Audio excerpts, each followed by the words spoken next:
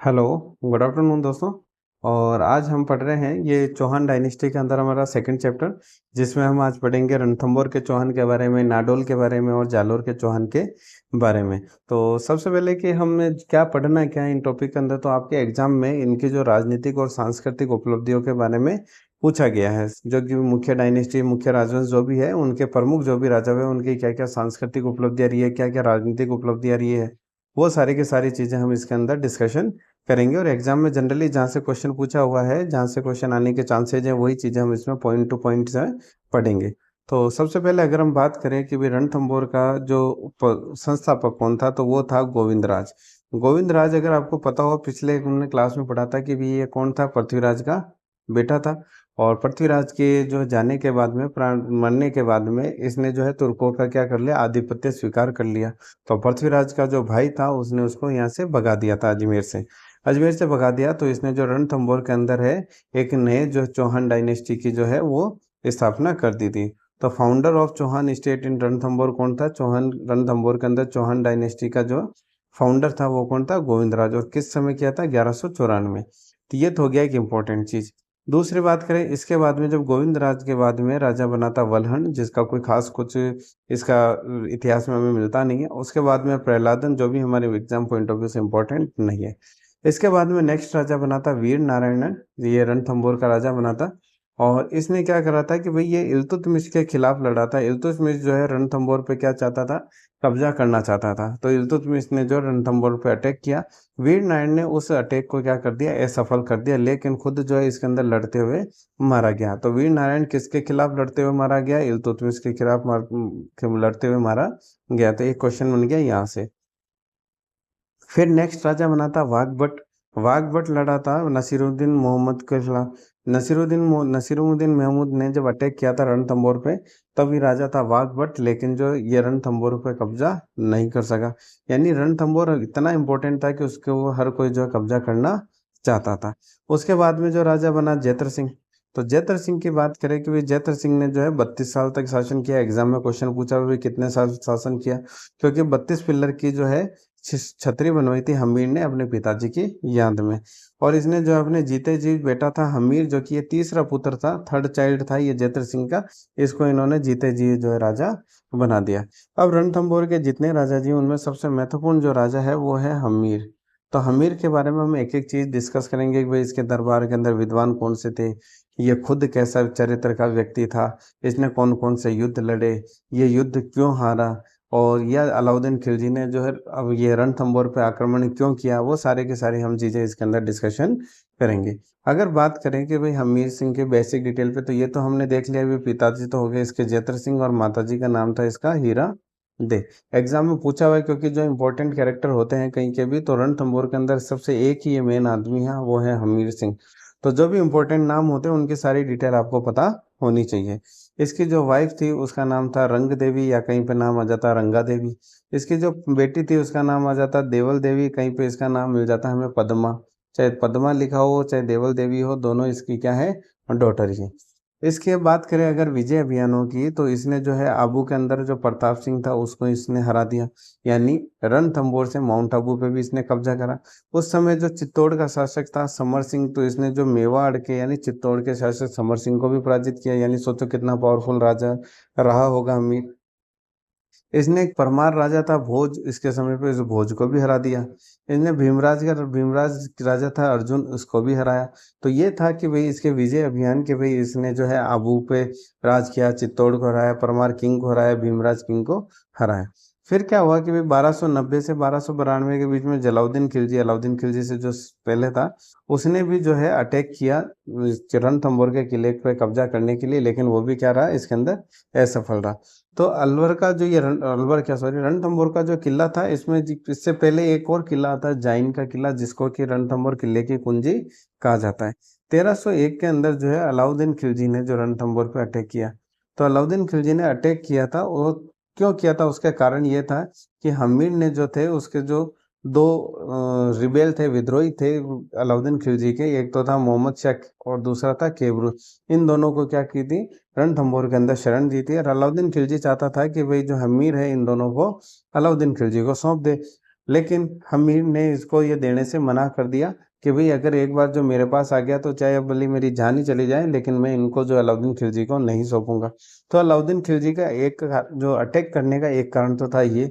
दूसरा, रणथंभौर जो सामरिक दृष्टि से इम्पोर्टेंट था, क्योंकि ये जो है दिल्ली जाने वाले मार्ग पे स्थित था, यानी व्यापारिक रूप से जो रणथंभौर हमारा इम्पोर्टेंट सेंटर था।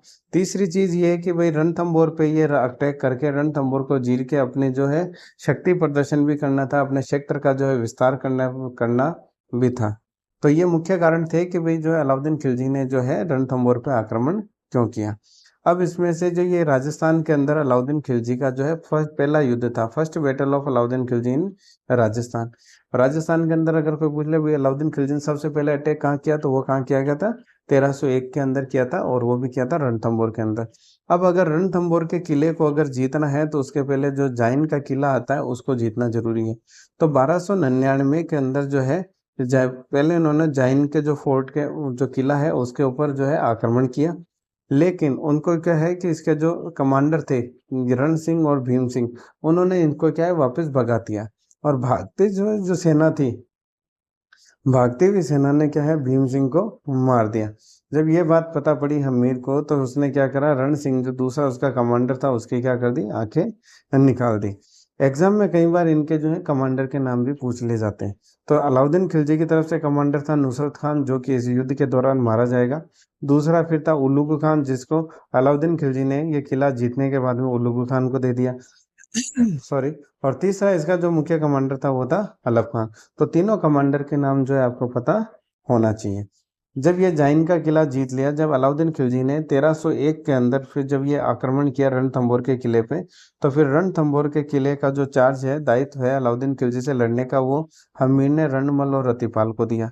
लेकिन अलाउद्दीन खिलजी ने रणमल और रतिपाल को जो है लालच दिया राजा बनाने का, और ये जो है दोनों के दोनों अलाउद्दीन खिलजी की साइड हो गए, और उन्होंने हमीर के साथ में क्या कर दिया, विश्वासघात कर दिया। जब हमीर के साथ विश्वासघात कर दिया तो फिर हुआ राजस्थान का प्रथम शाखा जो है परफॉर्म हुआ, जिसके अंदर जो केसरिया है वो हमीर देव ने किया, और जो जौहर है यानी जल जौहर किया गया यहाँ पे, इसलिए भी ये इम्पोर्टेंट है। जल जौहर जो इनकी पत्नी रंगा देवी, इनकी बेटी पद्मा, और उसके साथ में हजारों महिलाओं ने मिलकर जल के अंदर जो है डुबकी लगाकर अपने प्राण त्याग दिए।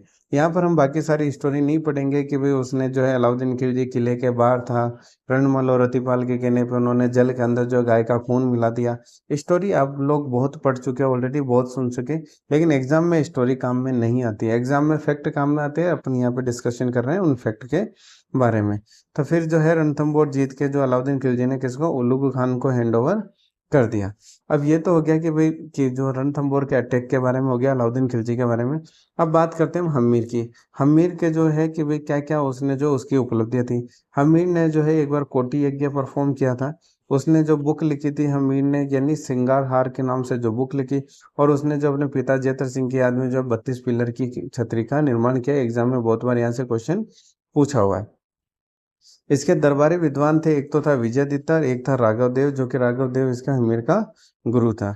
हमीर देव बहुत पॉपुलर कैरेक्टर था इतिहास का, और इसके नाम पे क्या बहुत सारी बुकें बहुत लोगों ने लिखी है, तो ये सारी आपको याद रहनी चाहिए, इंपॉर्टेंट है।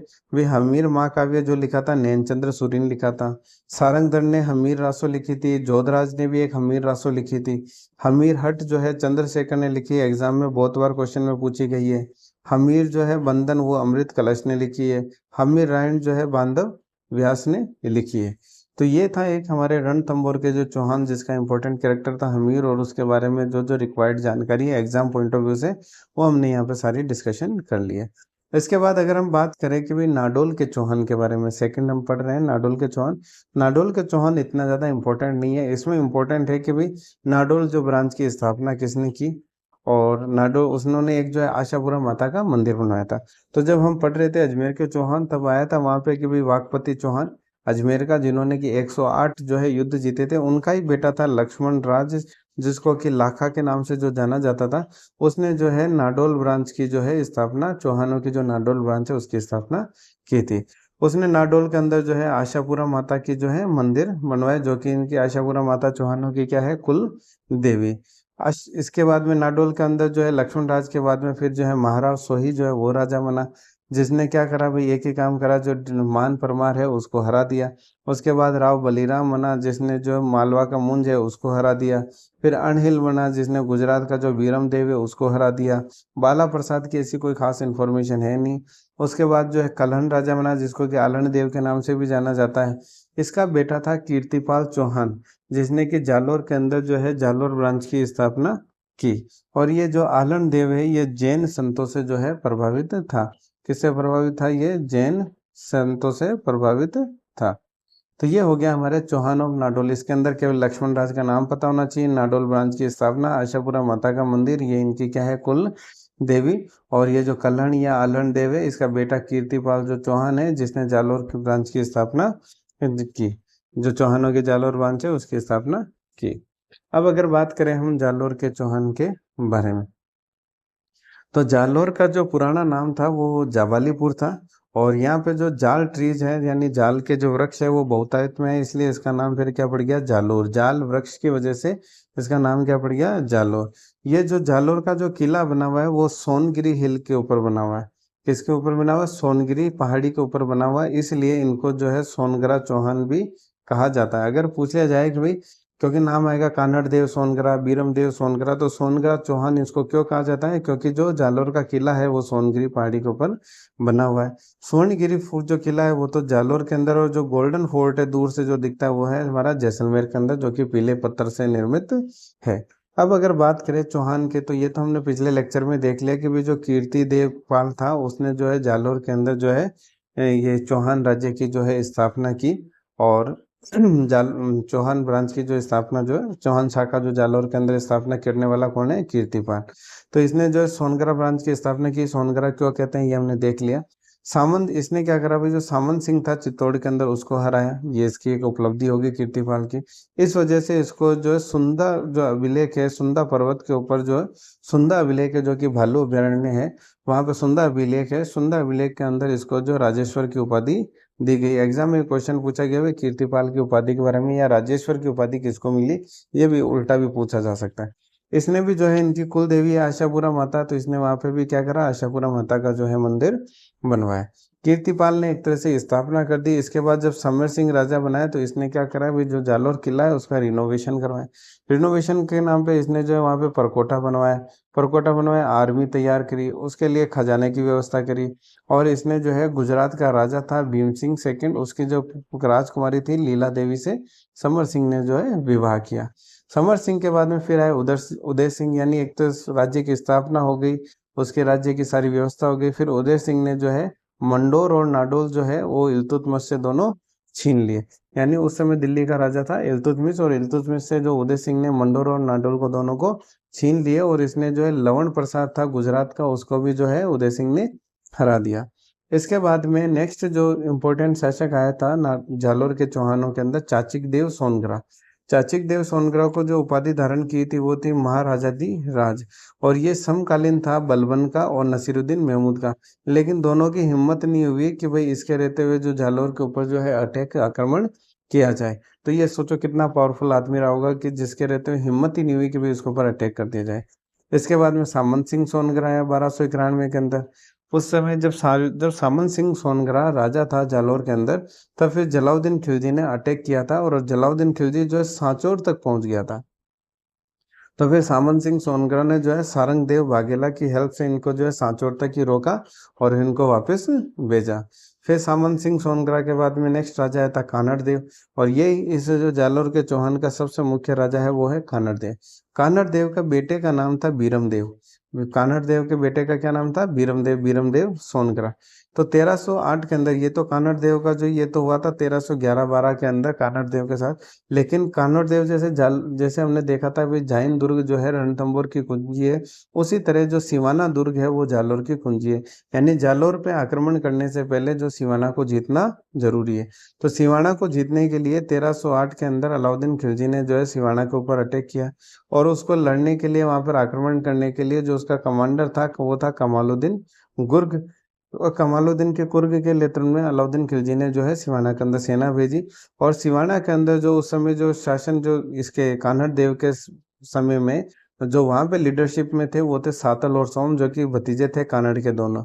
इन दोनों के नेतृत्व के अंदर सिवाना का जो युद्ध है वो लड़ा गया। दोनों के दोनों जो है भायल सोल्जर के विश्वासघात की वजह से, जो भायल सोल्जर था उसके विश्वासघात के कारण ये युद्ध हार गए, और सातल और सोम जो है दोनों वीर गति को जो है प्राप्त हुए। और इस समय जो है प्रथम शाखा जो शिवानी का है वो परफॉर्म किया गया। यानी प्रथम शाखा जो शिवान्य का किसके समय हुआ था? सातल और सोम के समय अलाउद्दीन खिलजी का जो सेनापति था कमालुद्दीन गुर्ग ने अटैक किया था। जीतने के बाद में कमालुद्दीन गुर्ग ने उस जो सिवाना जो जिला, ये सिवाना जो दुर्ग था उसका नाम बदल के कर दिया खैराबाद। एग्जाम में क्वेश्चन पूछा हुआ है ये। और अलाउद्दीन खिलजी ने जो ये है कमालुद्दीन गुर्ग को ये किला दे दिया कि भाई तूने जीता है, इसको तू ही संभाल। इसके बाद में जब ये जीत गए या जीतने का प्रयास कर रहे थे, तब जो ये तुर्क जो इन्होंने क्या कर दिया था, एक तो महावीर जी का जो मंदिर था सांचौर के अंदर उसको इन्होंने डिस्ट्रॉय कर दिया, और भीनमाल का जो एजुकेशन सेंटर था उसको भी इन्होंने क्या कर दिया? डिस्ट्रॉय कर दिया। जब ये हो गया तो इसके बाद में फिर बैटल ऑफ मालकाना हुआ। बैटल ऑफ मालकाना के अंदर जो कानड़ देव था उसने जो अलाउद्दीन खिलजी का जो कमांडर था शम्स खान, उसको क्या कर लिया? अरेस्ट कर लिया। तो फिर अलाउद्दीन खिलजी को यह था कि भाई अब जो जालोर के ऊपर आक्रमण करके जालोर को वो ध्वस्त करना चाहता था। तो 1311 के अंदर फिर अलाउद्दीन खिलजी ने अटैक किया जालोर के ऊपर। अब अलाउद्दीन खिलजी ने अटैक किया जालोर के ऊपर, उसको केवल एक शम्स खान को अरेस्ट करने की वजह से तो कर नहीं सकता, उसके और मुख्य कारण क्या क्या थे? तो एक था कि भाई जो जालोर है वो गुजरात मालवाज वाले जो रूट है उसके ऊपर स्थित था। तो ये एक तरह से व्यापारिक सेंटर के लिए यानी सामरिक दृष्टि से ये महत्वपूर्ण था। दूसरा कि भाई अलाउद्दीन खिलजी अपना साम्राज्य विस्तार करना था। तीसरा कि इसकी बेटी थी फिरोजा जो कि बीरमदेव से विवाह करना चाहती थी, लेकिन बीरमदेव उससे विवाह नहीं करना चाहता था। चौथा कि जब गुजरात से सेना धन लूट के आ रही थी अलाउद्दीन खिलजी की, तो यहाँ पे जो कानड़ देव के जो सैनिकों ने उन्हें लूट लिया। तो ये सारे कारण थे कि भाई अलाउद्दीन खिलजी ने जो जालोर के ऊपर अटैक किया। तो जब अलाउद्दीन खिलजी ने अटैक किया तो फिर साका हुआ था कानड़ देव और वीरमदेव के नेतृत्व के अंदर। साका यानी केसरिया करा इन्होंने वीरमदेव और कानड़ देव ने। और इस समय जो धोखा दिया था वो था बीका दैया ने। और बीका दैया ने जब ये पता पड़ा उसकी पत्नी को कि भाई बीका दैया की वजह से, इसके धोखे की वजह से ये युद्ध हुआ है और अलाउद्दीन खिलजी जीता है, तो उसकी जो पत्नी है उसने जो है इसका गला काट दिया, उसका सर है वो धड़ से अलग कर दिया। अलाउद्दीन खिलजी ने जो इसको जीतने के बाद में जालोर का किले का नाम जो है जलालाबाद कर दिया, और इसका जो कमांडर था कमालुद्दीन दुर्ग था। और अलाउद्दीन ने यहाँ पे जो है अलाई मस्जिद, जिसको कि आर्टिलरी यानी उसको क्या बोलते हैं, जहाँ पे अपने हथियार वगैरह पड़ रहे हैं, तो यहाँ पे जो है एक अलाई मस्जिद का एक तो निर्माण करवाया। और संस्कृत स्कूल को जो है तोपखाना यानी आर्टिलरी के अंदर क्या कर दिया? कन्वर्ट कर दिया संस्कृत स्कूल को। इस समय जो इसका जेता देवड़ा, ये जो हमारे कानड़ देव का जो कमांडर था वो था जेता देवड़ा। इसका अलाउद्दीन खिलजी का था कमालुद्दीन दुर्ग, और ये कानड़ देव का जो था जेता देवड़ा। पद्म नाम जो वो था राइटर, उसने एक तो लिखी कानड़ देव प्रबंध और वीरमदेव सोनगरा बात, दोनों एग्जाम में पूछी हुई। इनसे हमें जो है कानड़ देव सोनगरा और जालोर के जो चौहान के बारे में जो हमें पता पड़ता है। तो अब नेक्स्ट लेक्चर के अंदर हम पढ़ेंगे चौहान ऑफ सिरोही के बारे में, और चौहान ऑफ बूंदी और चौहान ऑफ कोटा के बारे में। अगर आपको कंटेंट पसंद आए तो प्लीज़ इसको लाइक कीजिए, शेयर कीजिए, सब्सक्राइब कीजिए, और आपके कोई सजेशन हो तो प्लीज़ आप दीजिए। Thank you.